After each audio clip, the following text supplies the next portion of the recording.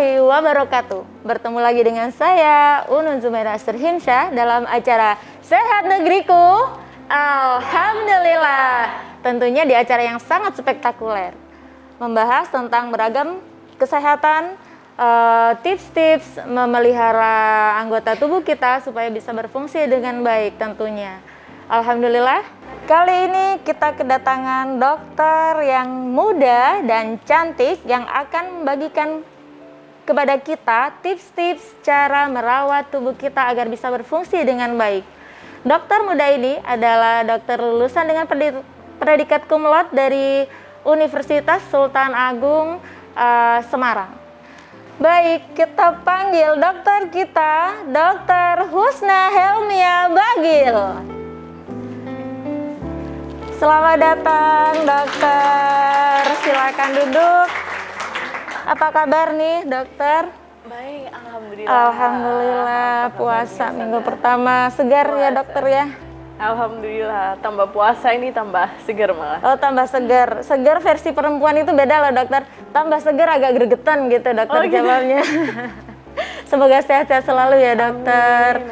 Iya, ini nih dokter, di masa pandemi ini kita ini semua kegiatan itu kan dilaksanakan di rumah, baik sekolah, kemudian bekerja, apapun dilaksanakan secara online di rumah. Bahkan belanja sekarang itu trennya itu sudah via online, dokter, gitu, via online. Jadi memang kalau di persentase kemungkinan itu sekitar 60% kegiatan dalam hidup kita dalam 24 jam itu bersama gadget atau laptop gitu, dokter. Benar. Jadi memang indera yang paling sering digunakan itu kayaknya mata dan tangan, dokter, begitu ya. Benar sekali. Nah, kali ini dokter, kita ini akan membahas tentang gangguan mata atau rabun, begitu dokter. Sebenarnya rabun itu seperti apa atau gangguan mata itu seperti apa, dokter? Oke, gangguan mata atau yang sering disebut rabun ya. Rabun sendiri itu kan sebenarnya kan mata melihatnya nggak jelas. Nah, tinggal rabunnya rabun apa? Rabun itu ada macam-macam. Ada rabun jauh, ada rabun dekat, betul. Terus ada juga rabun karena mata tua atau biasa disebut dengan presbiopi. Terus ada juga karena silinder, itu yang karena gangguan dari namanya ada media refraksi. Ada juga rabun karena katarak. Terus juga bisa juga karena penyakit yang lain. Nah, memang paling banyak itu kalau yang sering mungkin yang kita temui kadang paling orang inian mata minus ya, atau rabun dekat, rabun jauh kalau mata minus. Nah, kalau mata minus itu berarti kan dia kesulitan untuk melihat dalam jarak yang jauh.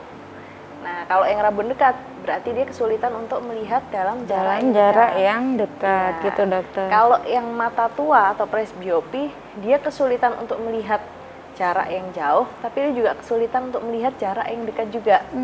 Sehingga kacamatanya pun nanti double. Oh, yang biasanya di sini ada kecilnya gitu, ya, dokter ya? Oh, plus kalau minus. Biasanya di orang-orang usia lebih dari 45 tahun yang betul, itu. Betul. Terus bisa juga silinder. Silinder itu karena bayangannya jatuhnya nggak tepat di retina, tapi dia berbentuk bukan macam-macam. Dia jatuhnya itu kayak beberapa. Apa berbayang dua gini, dokter ya? Dua sih, tapi beberapa titik. Oh, beberapa Jadi, titik. Di satu titik. Harusnya kan satu titik tepat di retina. Iya, nah, betul. Ini di beberapa titik di retina. Oh, di beberapa titik di retinanya. Kayak saya nih kayaknya rabun jauh, dokter. Minus ya? Iya, minus. Jadi kalau ngelihat jauh itu susah saya tuh, dokter. Susah. Iya, minus susah. Berapa?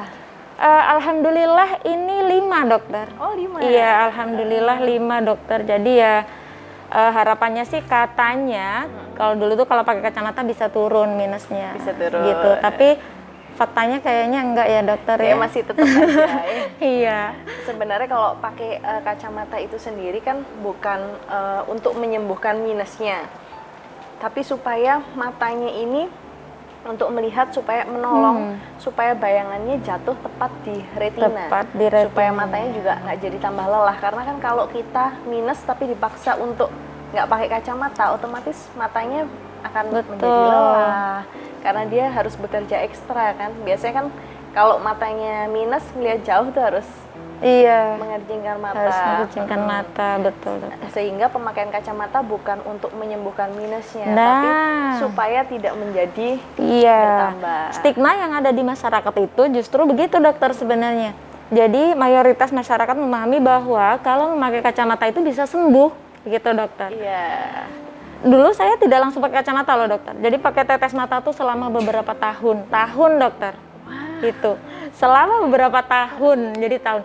Kalau zaman dulu itu kalau pakai kacamata kan malu katanya gitu ya Iya. dokter ya. Nah itu tuh. Kayaknya yang pakai kacamata cuma yang kutu buku aja ya. Nah, betul begitu. Nah, itu tuh sejak kelas 5 SD cuma pakai tetes mata aja, dokter, tidak pakai ini. Itu Gitu. dapat informasi dari mana dulu pakai kacamata, pakai tetes Iya. mata?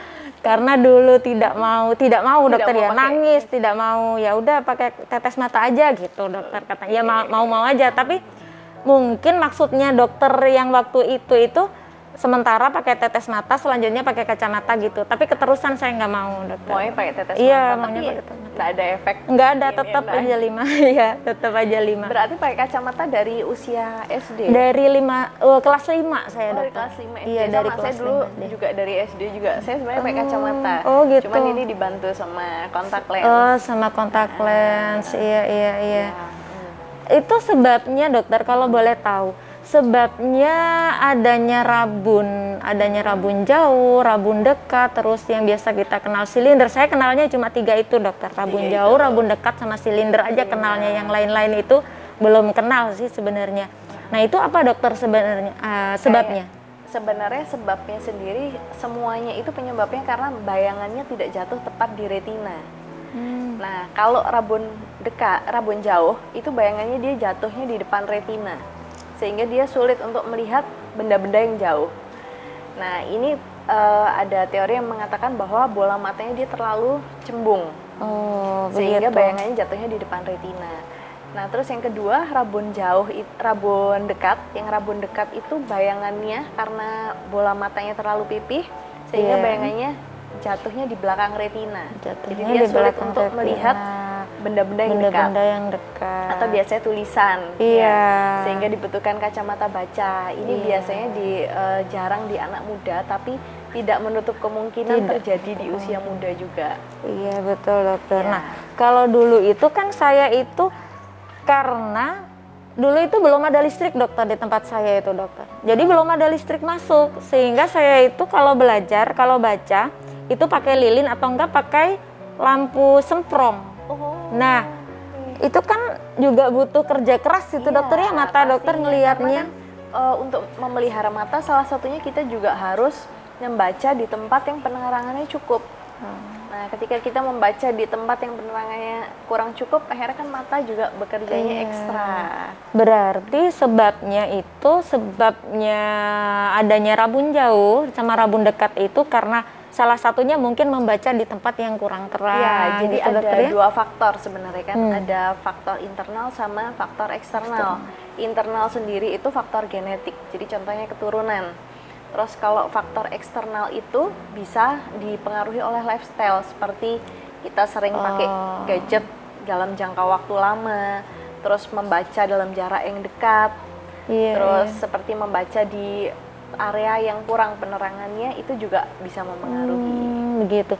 Berarti yang saat ini terjadi adanya pandemi sehingga mengharuskan anak-anak, mulai dari anak-anak usia TK sampai dengan orang dewasa macam kita ini dokter, untuk melakukan aktivitas pembelajaran di rumah atau melakukan aktivitas bekerja di rumah WFH itu sangat memungkinkan sekali bisa terjadi rabun dokter ya, karena terlalu sering di depan gadget mungkin gitu dokter Iya, ya. benar. Karena kan kita itu kalau melihat gadget otomatis kan pandangan matanya itu melihat jarak dekat terus-menerus. Betul. Kadang apalagi kita kalau udah scrolling sosmed atau scrolling Shopee mungkin.